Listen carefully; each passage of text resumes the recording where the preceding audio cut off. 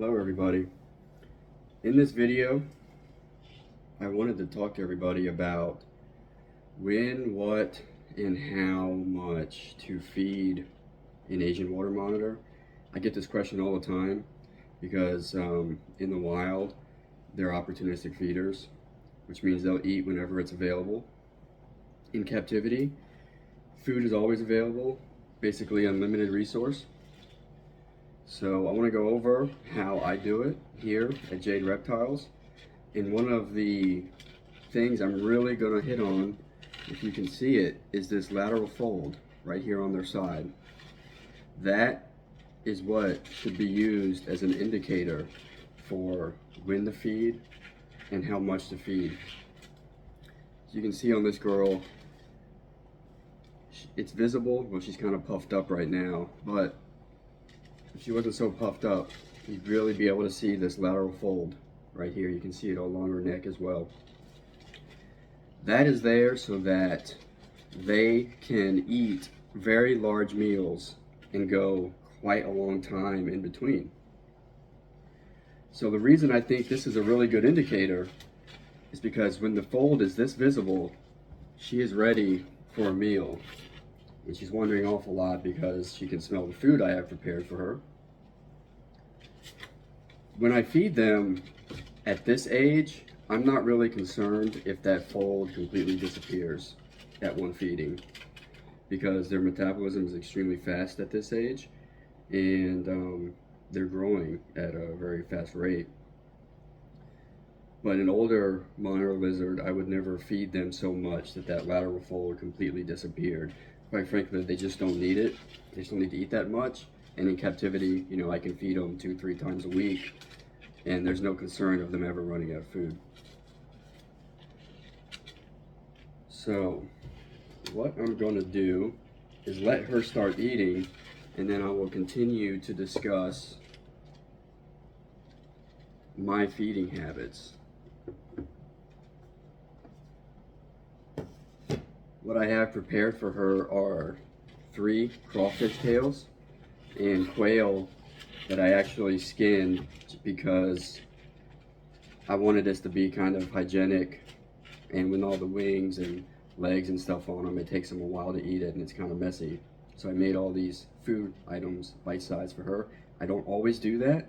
As a matter of fact, I think it's a big pro to feed them large prey items every once in a while because it's a really natural thing to do, and it helps exercise their jaw, their throat, their stomach to consume larger prey.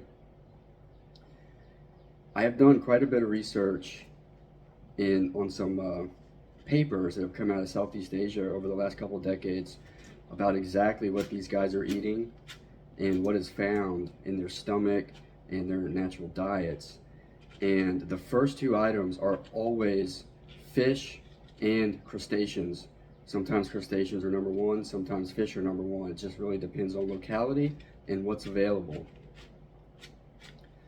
So I try to keep those 2 items as a really big portion of their diet, but I do throw in quail, quail eggs, and quail balut. Birds do make up some of their natural diet, but it's not super high on the list. Rodents and other small mammals also, but they're even farther down the list than birds and bird eggs. One of the top food items that they do eat that is really hard to provide in captivity are frogs, other amphibians, other small reptiles. They're just too difficult to get in captivity, and even if you went out and caught them, they'd probably be full of parasites and stuff, and you don't want that in your captive animal. So I don't do it, and most folks don't do it. I try to feed as much whole prey as I possibly can because it has all the nutrition that these animals need. Also give her a little bit of water if she wants it. When I like to feed my water monitors, 9 times out of 10 is in the morning. And the reason I do this is because in the wild, they are going to try to do as much foraging as they can in the morning, and then they're going to spend the rest of the day basking in the midday sun. And then most Asian water monitor owners know they go to bed pretty early, and they're pretty habitual about their bedtime. So I try to stick to morning feeding. It doesn't work for everybody, but that's just what I do. And you can see, now that she's done eating, I didn't really give her enough to make that lateral line completely disappear. So I would say that was a perfect size meal for her. 2 young quail and 3 crawfish tails.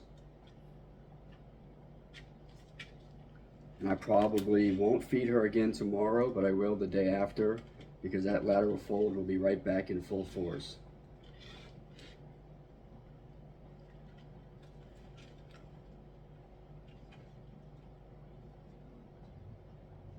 She's too distracted for the water. This is a pretty social water monitor, and I've brought her out here in the main area of my house a few times to feed her, just to try to get her used to more commotion.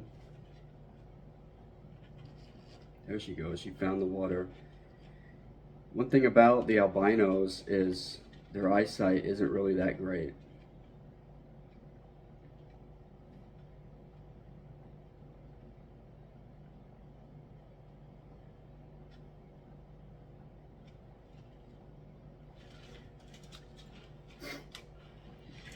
And the young monitors, about this age and younger, you can almost feed them to the point where that lateral fold really disappears completely. And if all your parameters in their enclosure are correct, and if you have a hot enough hotspot, they'll pretty much digest the entire meal the day you feed it and the day after. You could almost feed these guys every day if the meal is small enough and they're young enough. And then as they age, you slow down the feedings and add more space in between. But it's really dependent on the animal. You just have to watch your animal, and you have to know your animal, and you have to look for this little fold. Because being that these are opportunistic feeders, they will absolutely eat beyond what they should on a single sitting. So in captivity, that responsibility lies heavily on the keeper.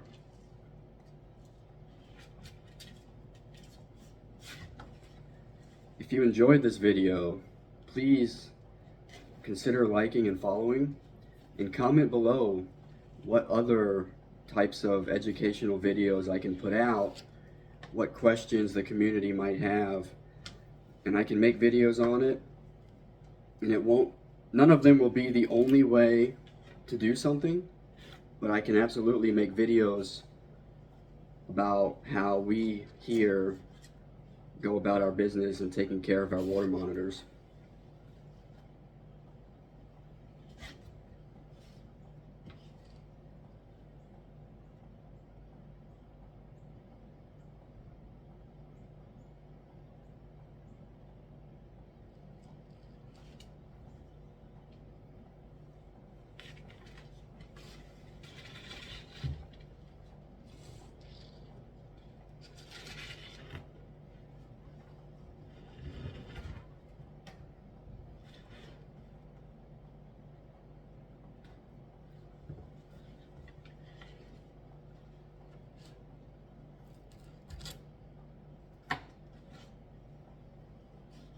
And one more thing, feeding is an amazing opportunity to interact with your animal at a time when they're very content. And they'll associate you with the pleasure of having a nice, tasty meal.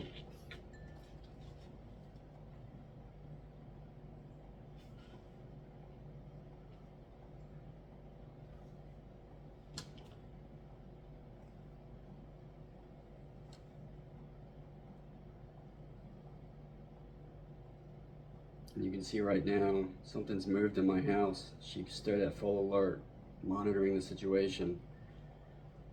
I like to think that's how they got their name, Monitor.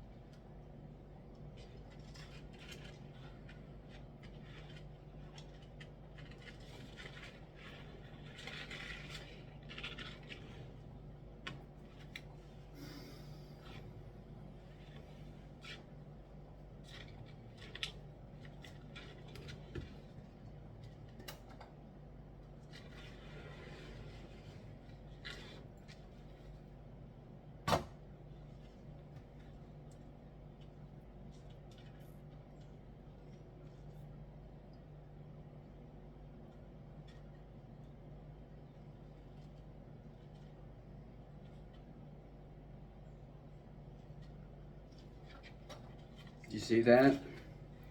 She saw an object she'd never seen before, puffed up, but she didn't run, she didn't attack. She looked at it, assessed that that thing was not dangerous, and then went and investigated and lost interest. How amazing is that? That this animal was able to do that quickly. That was pure thought going on in that brain. Many people would argue that that's nonsense, but videos and the footage doesn't lie. These animals are thinkers.